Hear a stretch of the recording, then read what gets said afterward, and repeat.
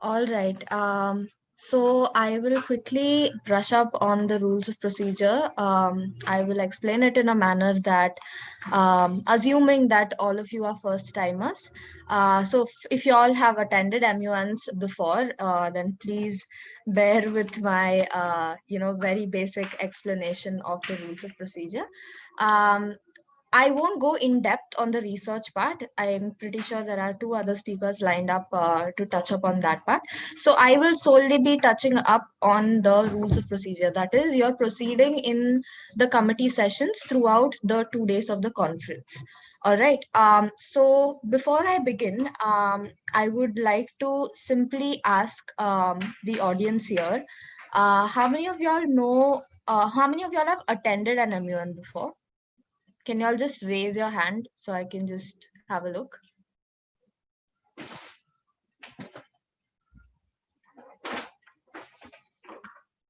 Great, I see some on the chat box. Oh, great. So there are quite a few who have attended. So I'm pretty sure you guys can be a little proactive into answering if I ask any questions with regards to, or probably guessing about the rules of procedures that I ask. So considering that some of y'all have attended, you guys can also guide your co-delegates along with you who are in the session today. Um, Before that, okay, so everybody here has registered and paid for the conference, I hope, and you've been allotted a committee and a country, correct? So what does this committee and a country do that you've been allotted? Each committee, for example, I think there's a security council in your committee, in your conference. In the security council, there is a certain structure of members that are member of nations that are present. For example, there are 5 permanent members and there are 10 non-permanent members, and each of them have a role to play. Now, what is that role to play? I will shortly brush up on it. All right. So you guys have been given one committee. Your purpose in committee is to represent the country that is given to you in that forum, in that committee. That committee has a specific topic or an agenda to talk about, right? So your committee would either have certain views about it, or or your country would not have any relation to that agenda or that topic. In a case that you guys have an active say about the agenda, you guys will have to maybe pick a side, maybe speak for it, maybe speak against it, maybe speak about it. So that's your purpose in the country, to represent the views of your country. In a case that your country does not have much to say about the agenda or the topic, you have to find out more. I think in the subsequent speakers, they will explain how you have to do your research in that case. In that case, if your country is pretty neutral to the agenda, you guys have to find out different ways to connecting yourself to the agenda, or talking about it in a way that it does not hamper your foreign relations or your foreign policy towards different countries that are actively involved with it. All right. So your purpose essentially serves where you have to represent or defend the views of your country on that topic in that forum, as in the committee that you've been given. So that is your purpose, and I will quickly move into the rules of procedure. Can you move into the next slide? Yeah. So, what is a Model United Nations? It is an academic simulation of the UN where you represent a member state of the United Nations. As I previously stated, you have to solve the issues or the problem statement or the topic that is given to you, which are ideally real world issues that the nation or your individual nation or the world faces, either before or earlier, or is bound to face. um and okay, yeah. So we have use of policies and perspectives in your assigned countries. There are various ways where you can go forth with your research, and you have to find out various policies and various what do you say, these articles that will help you guide your way and onto what you want to present in the committee where you're assigned that certain country. um, yeah, so I'm pretty sure you know all of this. It is a public speaking platform where you are told to represent your views here. So obviously, it is a public speaking platform where you interact with each other, where you learn how to be a better diplomat, and you learn your negotiating and diplomacy skills here. Um, yeah, it is very impressive on the university application. Uh, yeah, going ahead. Cool. What to expect during the conference? So beginning of the committee and debating sessions. So I will give you an overview of what each of you are supposed to do when you enter the conference. You will be separated into your committees that is assigned to you with your other co-delegates. What a delegate basically means is a representative of the nation or a member representative of the nation. All right. So you are basically there as a member of that nation to represent the views of the country. And when you move into your committee session, you will be treated with other co-delegates that are also representing other nations. All right. For example, all of the students who are given a country in the Security Council will be debating the same agenda or the same topic or the same problem statement in the Security Council together. Each of you might not have the same views, each of you might not represent the same kind of stance or your way of going about debate, but that is the beauty of it. You need to learn how to negotiate, and you need to learn how to be diplomatic about encompassing all views and maybe reach a common ground at the end. All right, so that is your basic idea of the debate throughout the committee sessions. And finally, after let's say you start, you go into committee, you deliberate, and you debate amongst each other, and at the end you might reach a common consensus, after which most of your committees will have a outcome document, or whatever you discussed or whatever you came to a solution of will be projected in an outcome document, which is of various formats that I will touch upon later in the later stage. um, After you get the outcome document, you need to get it presented in front of the committee, and that just makes the entire process of your deliberation formal. And then after you get done with your paper processing, you move into the closing ceremony where the executive board, you will choose your winners, and you all of you delegates will come together, and you guys can um, you know sort of have a closing ceremony together. Yeah. So the general structure of the debate is, first you'll have a commencement session. It's mostly the opening ceremony where your Secretary General will open the conference for you, and you will move into your different committees. Now, when you move into your separate committees, you have certain formality motions that you need to get going with, and after which you will actually start your debate.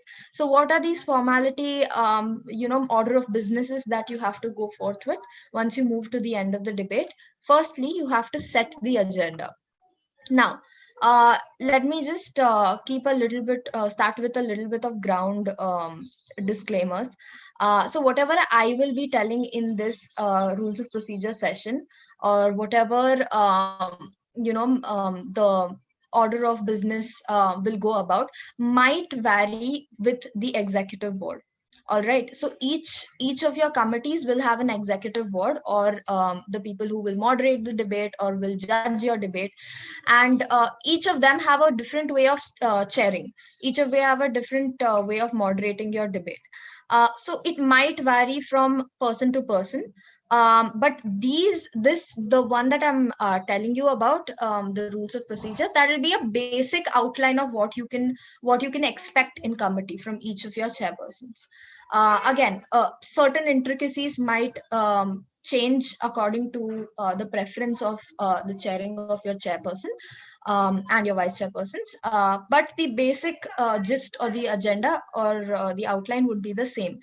Now, when it comes to the start, you always begin with setting the agenda. All right. Some of you might have two. Does anybody in this conference have two agendas? Any committee have two agendas? No, right? No, none. Okay, cool. So, usually what this motion signifies is when you guys have two agendas and you have to choose between which to set up first, which to discuss first. But in other sense, considering now you have only one agenda, you will be only setting up, it's just a formality motion. You have to raise your hand in this case in an online setup.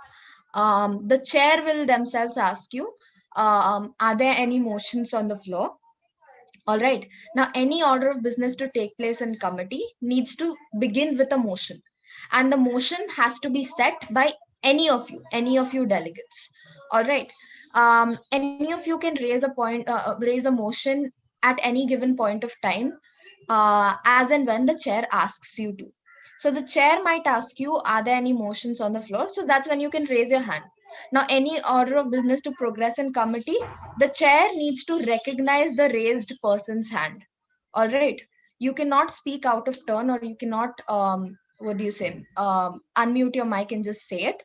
You have to always be recognized. That means your chairperson will either call out your country's name, and once they do, that means you're recognized. And then you can state whatever you wish to after unmuting your mic. So the first order of business would be setting a motion to set up the agenda. All right. Now your agenda needs to be in the exact verbatim or the exact statement that is given by the Secretariat of Park Street MUN. All right. Each of your committees have been given a set topic or a problem statement or an agenda. And the way you set it is you have to refer to yourself in a third person pronoun. All right. For example, I am the delegate of Bolivia. I will set the agenda in such a manner. I will first raise my hand. The chair might recognize me. Once the chair recognizes me, I will say, the delegate of Bolivia would like to raise a motion to set the agenda to whatever is my agenda, ABCXYZ. All right, whatever is the agenda in its exact verbatim. Once I do that, every motion is put to vote. Any formality motion or anything that happens in committee is supposed to be put to vote. So who votes on it? All of you. The delegates present in the committee needs to vote on it. All right. So the way of voting on it is, you set your motion in front of the committee. The committee has heard it. The chair will record it. All right. The chair will keep it in his records that, okay, the delegate of Bolivia has set this motion to set up the agenda to whatever is the agenda. All right. Once the agenda motion is put forth to the committee needs to vote upon it. How does the committee vote upon it? The chairperson will themselves ask you how, all those for the motion. Then all those people for the motion will raise their hand. Then he will ask you all those against the motion. It's a simple vote where people will vote against the motion. I'm sorry, Harshit, are there any seconds that you guys are entertaining? Not really. It's completely redundant when it comes to an online conference. We Right. believe that we should. Cool. So yeah, so it'll be a simple vote where the chairs will ask you all those in favor of the motion, you will raise your hand. Then the chair will ask you all those against the motion, and then you will raise your hand. Then the chair will, certainly count the number of favors and count the number of member nations against, and it will be a simple majority. So in the MUN, the UNA USA rules of procedure, simple majority stands at 50% plus one. So, for example, you have 30 delegates in a committee, then 50% plus one will be 16 delegates. So that means 16 delegates need to vote for the motion for a motion to pass. All right. And if more than 16 people vote against the motion, then the motion fails. Ideally, you should pass this motion, otherwise you don't have an agenda. So yeah, as I said, it's a formality motion. You need to ideally pass it. Uh, Post which you will move into a roll call. It's a basic attendance kind of a thing in an online setup where when you move into the roll call, um, you will have two options. All right. So, what is a roll call? The chair will basically call out your country's name, and it basically signifies whether you're present or absent and the type of presence you have in committee. um, so in case you're present, you will be treated with two options. The two options are given here: present or present and voting. All right. What these basically mean that it holds significance towards the very end of the debate. For example, you guys are in a human rights council, and you discuss a certain agenda, you deliberate upon it, and you form negotiations and you come to a common consensus, which then goes into becoming a formal document or a paperwork. All right. For example, that paperwork is a draft resolution. All right. In a case that the conference or the committee holds a draft resolution that you want to submit to your chairpersons or to the committee, in that case, even that needs to be voted upon, right? Your draft resolution to be, adopted by the committee needs to be voted upon by each and every member in the committee. So, in a case that in the roll call you mark your call as present, you always have the option of abstaining from voting at the end, that is at the resolution stage. All right. For example, you're a neutral country and you don't have much to say or give to the agenda, and it does not directly affect you. The draft resolution does not directly affect you or your allies majorly. In that case, it's always better to keep your option open of abstaining. That means abstain simply means that you don't want to vote for or you don't want to vote against. In that case, you have to call your vote as present. All right, you in at the start of the session you have to call your vote as present. So in a case that you call your vote as present, you will have the option of abstaining. You will have the option of abstaining. You will have the option of saying yes to the resolution, that is adopting the resolution. You will have the option of saying no to the resolution, that is not adopting the resolution. And you will have the option of abstaining. But in a case where you think that your committee, your country is extremely impacted by the draft resolution or by the agenda, or is a direct correlation to the agenda, then it is always better to call your role as present and voting. What present and voting basically means that you are an active voting member and you don't wish to abstain ever. You don't wish to abstain in the resolution and you want to vote either yes or no. Then it is recommended that you call your vote as present and voting. Is everybody clear with the present and voting? If Yeah. you have any questions, you can put it up in the chat box or you may raise your hand. I don't think I can see the participant list. Yeah, cool. If you have any questions, you may raise your hand throughout the session and I can entertain it. Um, if there are no questions for till the There roll is, call there part, is. Jai Chog, Mr. Jai Chog is a bit confused. acha, uh, could you ask me a question? Jai, unmute yourself. Oh, hi. Am I audible? Yes, yes. Yeah. So basically, you said about roll call about the present and voting section, right? But here, you like I wasn't sure. Hmm. Is it necessary to vote? So at the start of the roll call, it is always you have to vote. That's a call you have to take whether you're present in committee or you are present and voting in committee. But at the end, it is not necessary for you to vote if you call your vote as present. In case you call your vote as present, you can always abstain from voting. That means you're not voting yes, you're not voting no. And if you called your vote as present and voting at the very start, then at the end you need to always either say yes or no. That means you have to mandatorily give your vote. Okay. Yeah. Do you Thanks. have any other questions? Is that clear? You'll understand when I explain the paperwork a little bit. You will get the hang of the roll call as well as the voting procedure. Okay. All right. Ma'am, is there an obligation on the member states to present a position paper in the committee? I think the secretariat can better answer this question about presenting a position paper in committee. Harshit, are you here? Manaksh? Yeah, so the executive board will be added to your committee groups 2 days or 3 days before the conference. And if they wish to have position papers, they'll be informing you about the same. Is that clear, Mr. Ashish Khanna? All right, cool. Um, All right, we will move into the next part of the debate.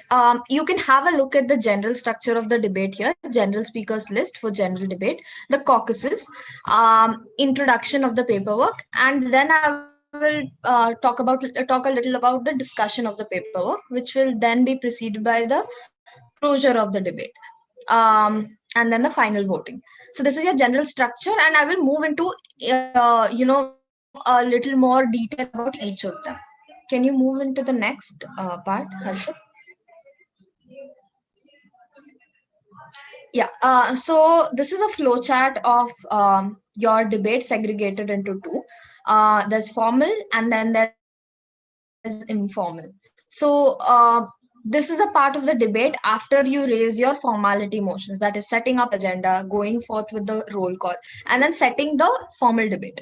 There will also be a motion, preferably to set or to open the debate for the general speakers list, or to establish the general speakers list, for which you again need to raise a motion. You need to raise your hand when the chair asks, and you have to open the floor.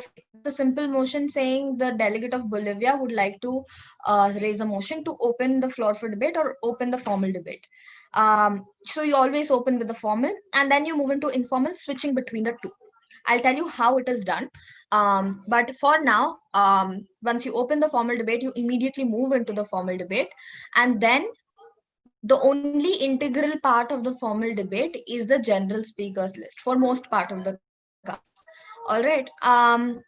So your general speakers list, can you move into the next one? Yeah. Um, Hang on. Oops. Yeah.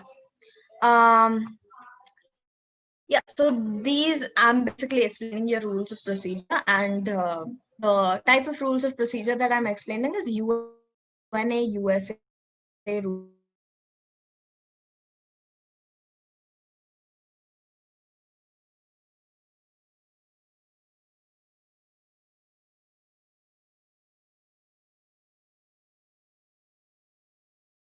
procedure.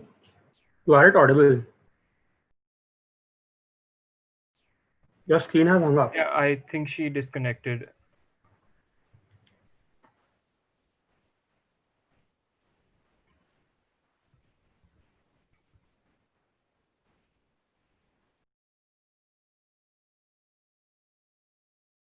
Yeah, she is probably disconnected. We'll try getting her back. Meanwhile, I'm pretty sure Nilika ma'am has something to add.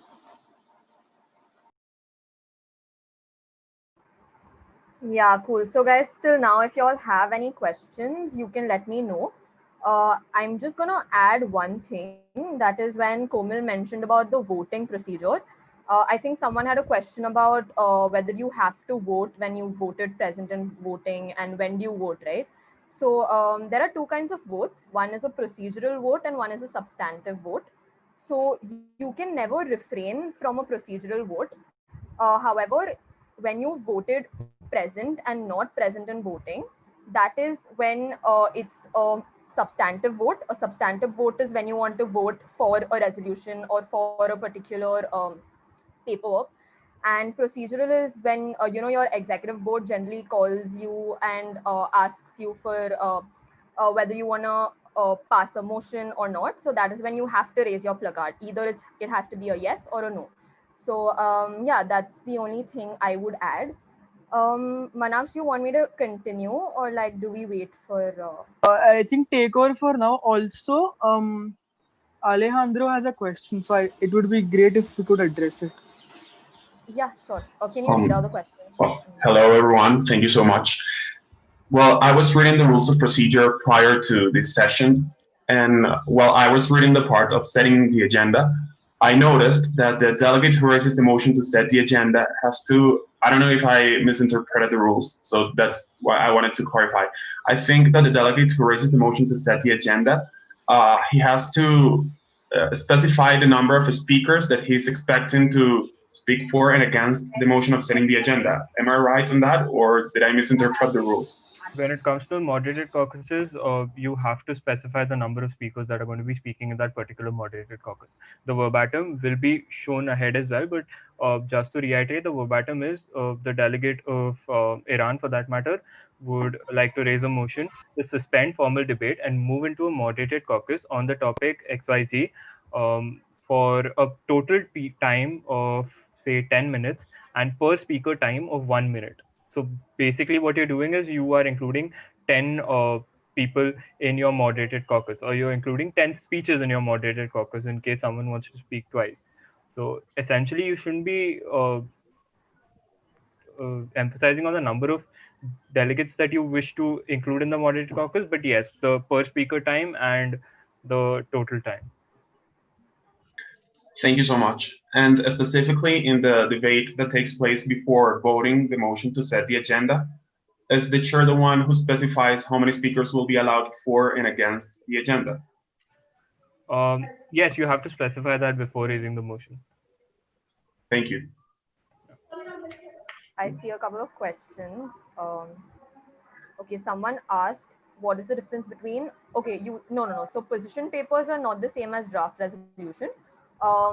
Position papers are something that you generally have to submit. I don't know whether Park Street your EB asking for position papers. Okay, so the executive board might or might not ask for position papers considering the number of delegates in the committee at the end. When we find out if there are like 40, 50 delegates, then it's impractical for them to ask for position papers. That will be decided in the later um, last 5 days or 3 days of the conference, probably. So they will be informed beforehand if they are supposed to be submitting position papers. Would that be compulsory or optional or anything of that sort by the executive board?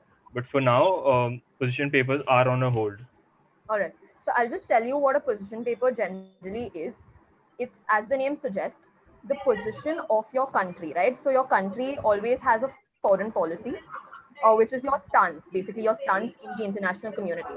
And your position paper is a paper. It does not need to have like a very specific format, all right?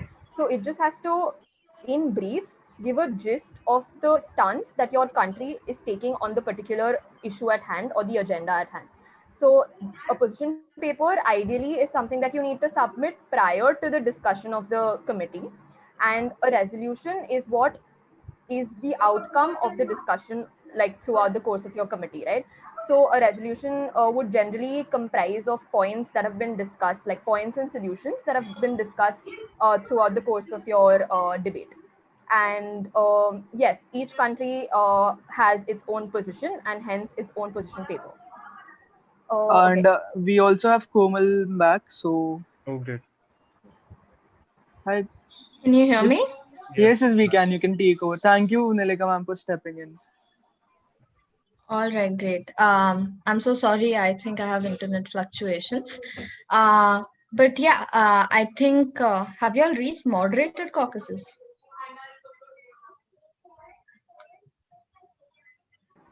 No, no, we were just discussing like whatever doubts they had. Acha, okay, okay. So I will get back to where we were. Considering there are no doubts on the part that I will be discussing now, which is the formal part of the debate. All right. Now, the formal part essentially consists of the general speakers list. What is the general speakers list? It is a list of speakers generally speaking over the topic. All right. So what the chair does is basically, when you set up the floor for the formal debate, you immediately move into the general speakers list. And what the chair does is he or she will ask you, um, all those wishing to add your names to the general speakers list, please raise your hands. Or in a formal setup of an Model United Nations conference, he will ask you to raise your placards. But here you will be asked to raise your hands, preferably. That is using your, the emoticon on Zoom. So once you raise your hands, the chair will recognize you, and he will formulate a list of speakers that generally want to speak over the topic. Now, the general speakers list will be given a per speaker time of each speaker being 90 seconds by default. All right. In certain committees, you can also alter or change the time that is given, but that again, your executive boards will touch upon in the committee if needed. But for now, the by default time set for general speakers list is 90 seconds. And once it is set, the general speakers list is set, the chair will again ask you for speakers to be wanting to speak in the general speakers list. And you may raise your hand, and this is when you wish to speak generally over the topic. What I mean by generally over the topic is, for example, there's a situation, or there's an agenda. You can talk about the situation as a whole. You can talk about your country's input to the situation. You can talk about the situations past, the reasons why it caused it, or the effects of it. You can even talk about the solutions or any specific topic under that main topic that you wish to talk about. You can also touch up over it in the general speakers list. So as long as your speech is well within the mandate or the jurisdiction of your committee, you are free to speak about it in your general speakers list. You can talk about your individual country stand on that agenda. You can talk about the agenda as a whole. You can talk about the parties involved in the agenda. And but just you need to make sure that it is, first of all, within the time limit of 90 seconds, and secondly, whether it is in the mandate of the time limit. Mandate is something, I think, the speakers ahead will explain in the research part, but just to give you a gist of it, is it's a jurisdiction or a boundary to which your committee can discuss a certain issue. For example, the Human Rights Council's mandate is essentially talking about the human rights. It cannot essentially discuss, what do you say, security issues per se. Unless and until it is related to human rights, you cannot. That is the mandate of the committee. Basically, that is the boundary to which the committee is set. So as long as your speech in your general speakers list is well within the mandate of your committee you're given, you are free to talk about anything with respect to the agenda. Am I audible? Is there an internet issue? You're audible. You're It's audible. fluctuating, but you are audible. Acha. Okay. um all right, I think there are certain doubts. I'll just check it out. There's one I of think the position paper, Nilika just explained it, right? yeah, they have some doubt with it. I mean, it was texted after she explained it. And the second is something Okay. just to foreign policy. I have a doubt regarding foreign policy. Do we have to use the exact foreign policy of the nation we represent or of own choice? Excellent question, Senegal. Now, your foreign policy is basically dependent upon what your country puts out as your statements or your reaction towards a certain agenda or towards various other countries in their relation, or how the country is allied with certain countries or have relations with certain foreign countries, or are they conflicting countries. Though that basically determines your foreign policy. Your foreign policy is not one said thing. It varies in various situations. And I think in depth, the research part will cover most of it. So if you have any doubts with regards to only the rules of procedure, that is the proceeding of the committee, you can ask. But I'm pretty sure over the course of time of this training session, you will be very well versed with everything with regards to research, with regards to foreign policy. So I will just brush up over the rules of procedure. Now we're in the GSL. Um, as I said, the general speakers list. Suppose we need to deviate from the current point in the general speaking list. Do we then use caucus? I'll come to caucuses soon. Just let me finish with the GSL part, and then we will move on to the informal part of the debate, which will consist of your caucusing. Now, once, as I said, your general speakers list is a list of speakers speaking generally over the topic, right? Now, those list of speakers, for example, it's made up of India, China, Bhutan, etc. All right. For example, China has spoken for example, India has spoken for the entire 90 seconds of the time. Once your time has elapsed, the chair will give you a notification saying, your time has elapsed and you need to stop speaking. You cannot exceed your time post your 90-second period. But when, for example, a country finishes their speech before the 90-second mark, whatever time period is remaining, for example, China speaks for 60 seconds and you have 30 seconds remaining, you can always use that excess amount of time to yield. So I will now explain what are yields or yielding. There are usually three types of yields. The first type of yield is yield to points of information. Points of information are basically questions that you wish other delegates in committee for them to ask you questions on the basis of your speech that you just made. All right, you made a speech, you spoke for 60 seconds, and you have remaining time. And if you yield to points of information or you yield to questions, another word for points of information is basic questions. You simply mean that you want other delegates to ask, or you're open for other delegates to ask you questions on your speech. Once you've yielded, the chair will again recognize other delegates to ask you questions on your speech. Then again, others will raise their hand, and once they raise their hand, the chair will recognize, depending upon the time limit that you've yielded. Those people will be those amount of speech, those amount of questions will be recognized to be asked on your speech. All right. So that is yield to points of information. And once other delegates ask you questions, you are bound to either reply via the usual exchange of dialogue in verbal, or you can either choose to respond via chit. In this case, you will be responding via chat.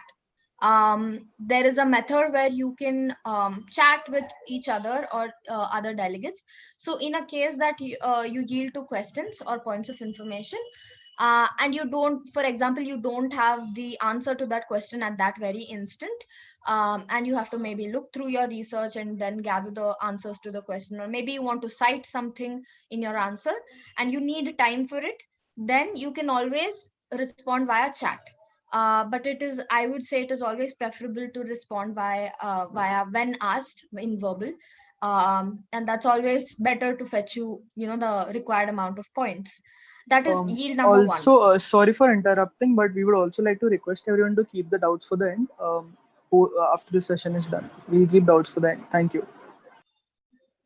Cool. The second type of yield is yield to another delegate. All right. Now, for example, in committee, you have certain delegates that have the same mindset or the same approach to the agenda as you, or you guys are in allies, or let's say you guys are two delegates may have the same train of thought, or the views over the agenda. In that case, you can always yield to that other delegate to speak on behalf of you in the remaining time. All right. Say for example, two delegates have the same foreign policy and or similar foreign policy and have the same stance on the agenda. Delegate number one has spoken in the GSL and has remaining time. Delegate number one can yield that time to delegate number two, who could be either allies to the country and would want to speak on behalf of delegate number one for the remaining period of time. All right. But in case you're yielding to delegate number two, delegate number one needs to inform delegate number two prior to the committee that you have to speak on behalf of me if I yield the time to you. Only if they accept the yield will they be speaking on behalf of you. If they don't, it will just look bad on both of you. So it's always preferable to communicate beforehand to say that, okay, I will be yielding my time to you. All right. The third type of yield is yielding back to the chair or the executive board. In most cases, the executive board will simply ask you to mute your mic, and then they'll move on to the next speaker. But in certain cases, say in case your speech has some controversial statements or needs addressing of the entire committee, but you have yielded to the chair. So in certain cases, the chair might themselves ask you questions based on your speech. All right.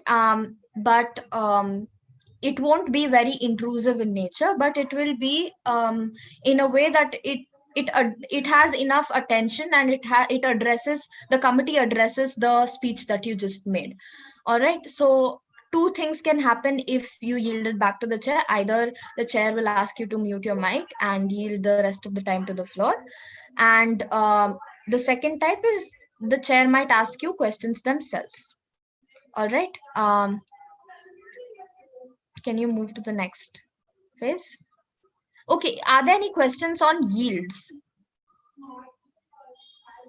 or the GSL?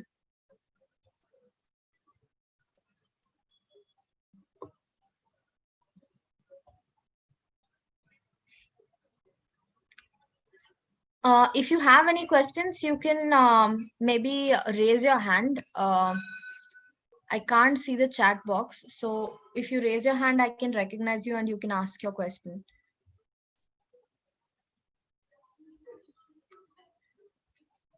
Manaksh, do you see any hands raised? Because I can't. Jai Chug, go again. If it is comfortable for everyone, we can have the doubts in the end. That also works. Right, then let's get on with it. Okay, all right. So we'll move on to the Yeah, probably points everyone part. can just make pointers of stuff that they'd like to ask or something that they would like to adopt. Or just make some kind of notes, and then if there's any doubt, then you can ask them at the end. All right, yeah. So we will move to the points part of the debate. Now, points are certain tools in the committee that you can use in order to better enhance your debate, or in order to, sort some difficulties that you're facing. All right. Now, the first type of point is point of personal privilege. In a case that you're having some technical difficulty, or you're a speaker that is speaking is inaudible, or you're not able to comprehend what the speaker is speaking, then you can raise a point of personal privilege. You simply raise your hand, the chair will recognize you, you say point of personal privilege, and the chair will ask you what is your point of personal privilege, and you may simply state that maybe the delegate is unable to hear what the delegate has just spoken, or maybe the delegate is facing some technical difficulties, or maybe if you want to see where the position of your country's name is in the general speakers list, that is when you can ask your point of personal privilege. All right, but please make sure that none of these points do not interrupt a speaker that is speaking. The only way you can interrupt a speaker that is speaking is only if he is inaudible or incomprehensible. All right, so that's when you raise your point of personal privilege, and you can ask the speaker if they can repeat their point that they just mentioned. All right. The second type of point is point of order. Now, this point is when, for example, your executive board or your chairperson makes a mistake in the order of business that is happening, or makes a mistake in the rules of procedure or the proceeding of the committee. In that case, you can raise your point of order, and you have to sort of notify to the executive board that maybe you missed a recognition, or you maybe missed a certain order of business, or you maybe made a mistake in your going with the procedure of the rules. So in that case, mistakes can always happen with the executive board. So you can always notify it to them, so that in case there is a mistake, there is the flow of debate is maintained. That is point of order. The third type of point is point of parliamentary inquiry. In case you did not understand anything that I said today, and in case you're still having doubts with the rules of procedure on the days of the conference, that is third and fourth, then you can use this point as your best friend. You can note it down somewhere and say that point of parliamentary inquiry, the chair will always be there to answer your questions if you have any, or doubts if you have any with regards to the rules of procedure. All right. For example, you don't understand how to raise a GSL, or how to raise a moderated caucus, or any how to raise a motion in overall, then you can always raise a point of parliamentary inquiry, ask your chair, how do I do this, and the chair will guide you throughout the committee session. The fourth type of point is point of information. Now, this point, as I said before, only applies when another delegate has time to yield, and the delegate has yielded the time to points of information or questions. That's when you can raise your hand and say, "Sir, I have a point of information, or I have a question for the delegate that has just spoken," and you may ask your question. So these are the four types of points. We will quickly move on to the informal part of the debate. Yeah, so I think this document or this PDF PPT will be shared with the Yeah, send delegates. it over to So everyone. yeah, this is a table of whether it requires a vote, whether the way you have to raise it, and etc. So you can have a look at it when you get access to it. Yeah, so I think I will explain voting at the end. And yeah, I need to move to the moderated caucuses. Yeah. Now, this is part of your informal debate. All right. As I said, till now, we were discussing the formal part of the debate. The second aspect of the rules of procedure is the informal part of the debate. When we're in the informal part of the debate, what you need to do is there are two types of informal debates. One is the moderated caucus, two is the unmoderated caucus. Now, what is a moderated caucus? A moderated caucus is a certain segment of the informal debate where you discuss subtopics of the main essence or the main topic. For example, you have human rights violations in Syria as your main topic. You can discuss certain various aspects of that main topic as a part of your subtopic or as a part of your moderated caucus. Um, for example, your topic, as I said, is human rights violations in Syria. An example of a subtopic would be women's rights, women and children's rights violations in Syria. All right, so those are various aspects that you can pick out of the main agenda, and that is your job as a delegate to do, to think about what kind of topics you can, what kind of subtopics you can, how can you dissect your main topic into different subtopics and name them. So in the moderated caucus, you discuss various aspects of it. And how do you raise it? There are three main aspects of raising the moderated caucus motion. First of all, you raise it by saying, the delegate of Bolivia would like to suspend formal debate. Now, we were in the formal debate so far. We need to take a break from it, or we need to suspend from the formal debate and move into the informal debate, or move into the moderated caucus on a certain topic. That's your aspect number one. You need to talk about a certain topic. So you need to name that topic. For example, women's rights in Syria. And then you need to also mention the total time of the caucus, because a caucus can exhaust, a caucus can get over in a certain time period. So you need to justify what is the time period. All right. So that is aspect number two. You need to justify what is the total time. And aspect number 3 is you need to justify per speaker time. That is individual speakers time. Like for example, in the GSL, your individual speaker's time was 90 seconds. Here you can justify your speaker's time in a way that you can say that, okay, I need to set the speaker's time per speaker time to 60 seconds or 90 seconds or 2 minutes or whatever you wish for this per speaker time to be. All right. Your total speaker time will be something that is a multiplication of your the per speaker time, or your per speaker time needs to be divisible by your total speaker time. All right, just that thing to keep in mind. Yeah, so as I said, this is how you set your moderated caucus. You first say the delegate of Bolivia would like to suspend formal debate or take a break from formal debate and move into the moderated caucus on the topic XYZ for a total time of XYZ and a per speaker time of XYZ. All right, so these are the three aspects: topic, total time, per speaker time. All right, is everybody clear with that?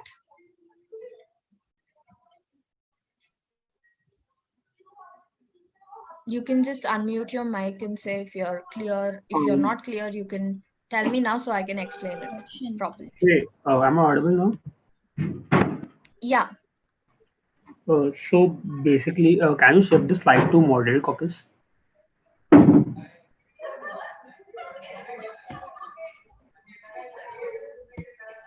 Yeah. So basically, I got I got just what's moderated caucus and the procedural voting, but can you explain again how to raise it? Like I wasn't so sure I'll what is it. explain it. So at the end of the screen, if you can see, there's a verbatim written of how to raise it, right? Um, so you'll always get the document or you can note it down.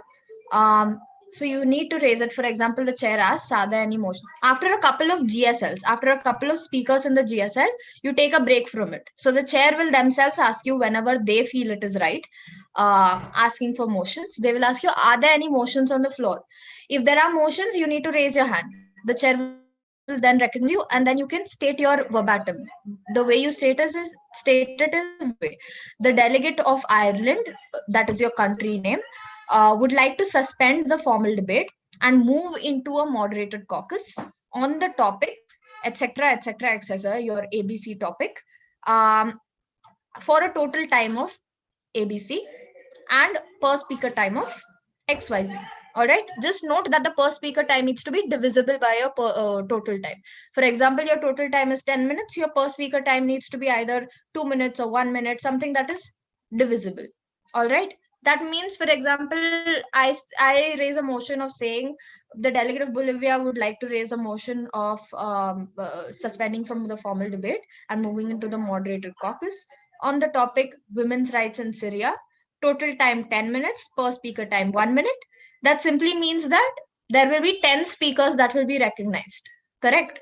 10 minutes per speaker time 1 minute. That means that 10 speakers will be recognized. It's an exhaustive list. Yeah. One more thing is that during the GSL, it is your responsibility to continue the GSL. So every time the chair asks for more speakers on the list, you need to keep adding and adding onto the GSL, as it is your responsibility of the GSL not being exhausted or not getting over. It's an inexhaustive list. It goes on and on throughout the background of the course of the debate till the very end of the 2 days. So it is your responsibility to not get over. So you need to keep adding and get more content to keep speaking in the general speakers list. But in the moderated or the unmoderated caucus, since it's exhaustive, it has a specific time limit. You don't need to keep adding. Whereas speaker annotations remain, then you can add your name for the remaining part of the time given. But once it is over, you simply move back to the formal debate. All right. So yeah, and during the moderated caucuses, your yields are suspended. All right, you don't have any yields in the informal part of the debate. Your yields are only restricted to the formal part of the debate. And in the informal part of the debate, that is moderated caucus and the unmoderated caucuses, you can have only points of points of personal privilege and points of parliamentary inquiry. All right, only if it is absolutely necessary, that too. All right, you won't have a point of order, you won't have a point of information. All right, so it's basically just dissecting the essence of the agenda into various parts and then wrapping up and talking about it in its subtopics, right? It's not up, you can always raise questions in your own speech, but you won't be asked cross to cross questions on that very moment. All right. I see a question, I think. All right, we'll move forth with the unmoderated caucus. It's anyway the last part of rules of procedure. So once I get done with it, then I'll entertain questions. Um, Now, the unmoderated caucus. Unmoderated caucus is, as the name suggests, it's not moderated. It's basically your free time to discuss amongst each other, amongst your co-delegates, um, about various aspects of the debate. All right. It's the time that is given for you to lobby or speak freely informally, and basically have a group discussion amongst yourselves. And it is not moderated, or the chairpersons will not look or mark you upon your unmoderated caucuses. It will not be a restrictive kind of a debate that there will be a speaker's time. There will not be any speaker time or a topic to the unmoderated caucus. Only there will only be a total time.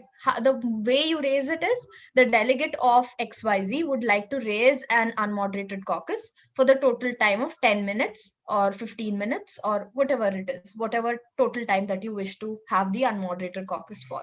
These are basically short dispersions of the delegates, where either it's like a break to the formal debate, or you have to discuss about negotiating your diplomatic relations with the other countries. All of that comes in your unmoderated caucuses. All right, and it is not moderated by any chairperson. If there are no questions for till here, then I will in 5 minutes brush up on your paperwork and we can end the ROP session. Are there any questions? You can maybe raise your hand and ask me.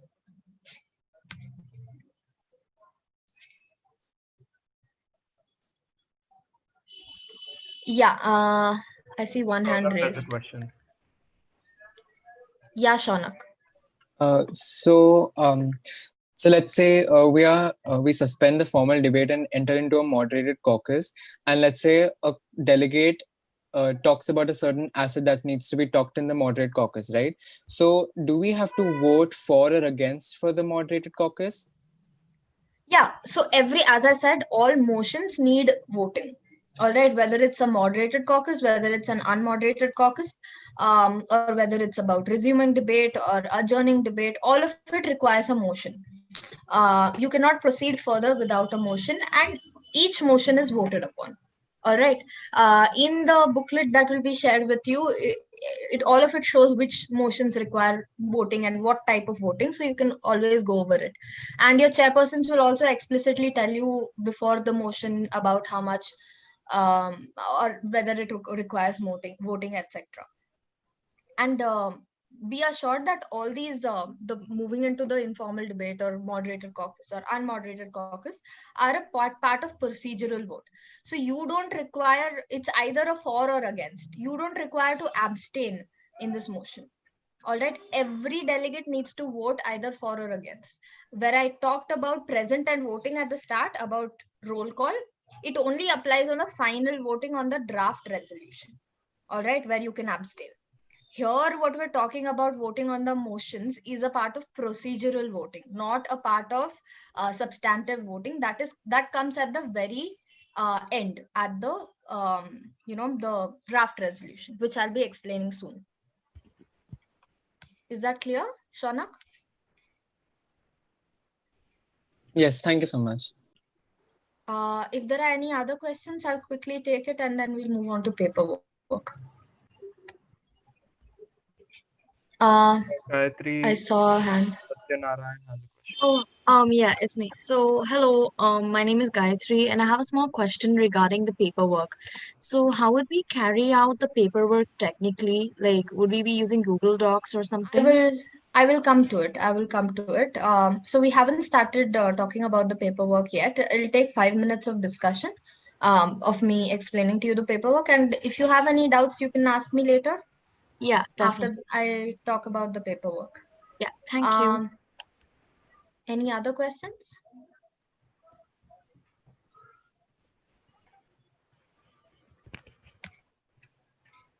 Just let me know if there are any other I questions. Okay, think there I'll are just like two on. questions in the chat box. Okay. From Ira, if you just scroll up, it says some of us might be inexperienced. So, what's the average time which should be dedicated to a caucus? Right. There's no average time as such, but certain executive board members might have a upper limit set to the total time of the caucus. But that's only in case where, for example, the debate is going to get over, or there's a time constraint, and the executive board will convey to you as to what upper limit of time you can set. There's no average time. You can set it to as much as you want, depending upon the size of your committee. Is lobbying to be done over WhatsApp? Harshit, can you answer that? Yes, I mean, after this session, the groups are free for lobbying spam as much as you want. It's completely fine. Is there any other question? I saw the. To explain the right to reply. Yes, I will come to it. Yeah, any country can speak in general about the agenda in the GSL. Yes, if you wish to speak in the GSL, you need to raise your hand, add your name, and then you may speak in general about the agenda. Yes, what is And POI in Ashish is, MU1? yeah. Yeah, POI is point of information, and that is basically when you have time remaining in your GSL and you wish to yield it to other people to ask you questions. So that is point of information. You can say yield to points of information, and other delegates can ask you questions on the basis of your speech. Um, is there any other question? I think you missed one, which asks, can the point of order be based on logic? Yeah, so about logical fallacies and procedural inaccuracies, or your factual inaccuracies, it'll depend upon the chairperson. Now, ideally, in the ROP that I'm teaching, there will not be a factual inaccuracy. There might be logical fallacies that will be covered in the research part. But again, it depends from the chairperson who will entertain factual inaccuracies, and they will communicate it to you whether they will entertain it, and whether what it is about also they will tell you about it during the session. Is there any other question? Yeah, Shaunak has raised his hand again. Yes, Shaunak. Can we form blocks? Yeah, you can always form blocks during the conference as well as prior to the conference if you have your WhatsApp groups. Your blocks are basically allied countries, or the countries that have a similar stance as you, and you wish to further your agenda or your view on the topic together as one block, or maybe you want to form a paperwork together. So that is again part of lobbying, or you're discussing or deliberating in the informal part of your debate. And that's when you can come to a consensus. A group of people in the committee can come to a consensus, form a group, which is called a block. And then you can maybe further your view in the format of making a paperwork. Your individual block can make a paperwork. Um, if there are no other questions, we will move to paperwork quickly. Is that okay, Harshit? Yeah. Yeah. So your paperwork can be of multiple types. There could be a working paper, there could be a press release, there could be a communique, there could be a draft resolution. But two major paperworks that I will be discussing today is a working paper and a draft resolution. Now, again, when it comes to paperwork, it is your secondary part of the debate. Your primary part of the debate is your verbal aspect of it. Considering it's also a virtual conference, you need to focus a lot on your verbal part of the debate. So I would recommend that you leave it to your chairpersons to explain in detail about the way to go forward with paperwork. I will only explain about what it is. All right, so that you have a basic idea about what you have to do towards the end.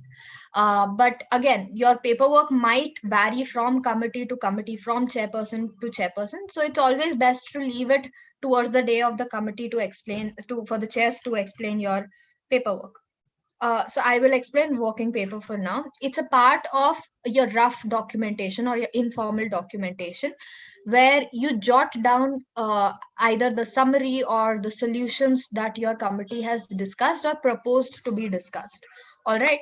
Um, this can be introduced anytime after solutions have been emerged in committee. And what you basically do is, again, you have to suspend from formal debate and raise a motion to introduce your working paper. Your working paper, as I said, is a rough document which has no particular format. It does not have, you don't have any clauses or anything. You can have clauses if you wish to, but it does not have a predetermined format. You can have it in the format of a paragraph. You can have it as a point wise, clause wise, whatever you wish to. And yeah, it is a rough draft, so it is not formal documentation. All right. And it's just a method of presenting it to committee so that it is kept on record that you have proposed some solutions or some summary of the committee in the format of a working paper. uh, as the name suggests, it's a paper that is in working. um, yeah, so if there's a certain group or a block of members that have made this working paper, you can simply write on the top, these are the signatories, or these are the people who have collaborated these are the countries that have collaborated to make this paperwork or this working paper, and you can simply jot it down and then proceed with your paperwork.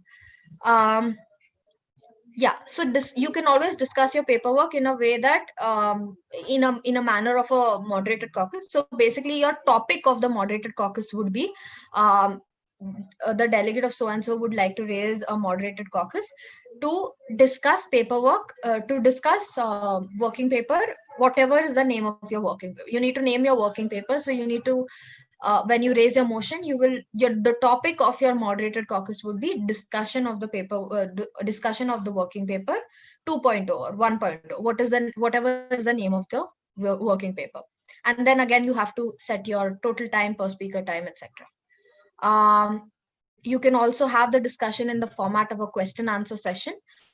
So the paperwork would be presented, and then any delegate that is viewing the paperwork can ask a question to the people who made the paperwork, and the people who made the paperwork can, the working paper can answer to it. Your draft resolution. Now, draft resolution is a formal part of the documentation.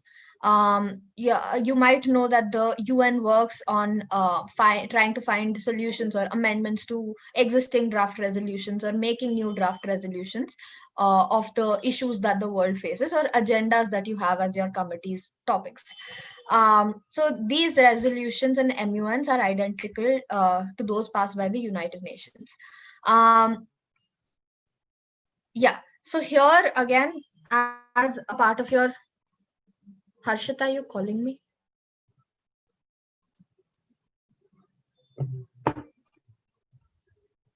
All right. So yeah, your part of the draft resolution is where you try to enhance your writing skills, and you try to gain a better understanding in terms of, when you jot it down, you always have a better understanding, in-depth knowledge of the agenda. So when you make a draft resolution, it is like a working paper, except it has a format. So it is also essentially the solutions that your committee suggests, or you suggest, or your block suggests, and you make it in a certain format. Again, you have to present the draft resolution in a way that the delegate of so and so would like to introduce draft resolution with the name. And you simply present it. You read out the clauses, you share your screen and you present your documentation, and after you present it, only then can you discuss the draft resolution. One thing to note is that things that you've already discussed in committee, only they can be put in the draft resolution. Things you haven't discussed cannot be put in the draft resolution. All right. And then there is discussion of the draft resolution. You can choose to discuss the draft resolution in the format of a moderated caucus, in the format of a question answer session, in the format of a clause by clause format. So there are various ways that your chairpersons will touch up upon. And post your discussion of your draft resolution, you can have your closure of the debate. That is again a motion where you close the debate, and whatever documentation is put forth in the committee is put to vote. And that's when your final voting procedure happens. All right, that's when you will be asked whether you want to vote yes for the draft resolution, whether you want to vote no for the draft resolution, whether you want to abstain. The abstain is only open when you have voted, when you have called your roll call as present. That's the only way where your final voting can accommodate the need for an abstention.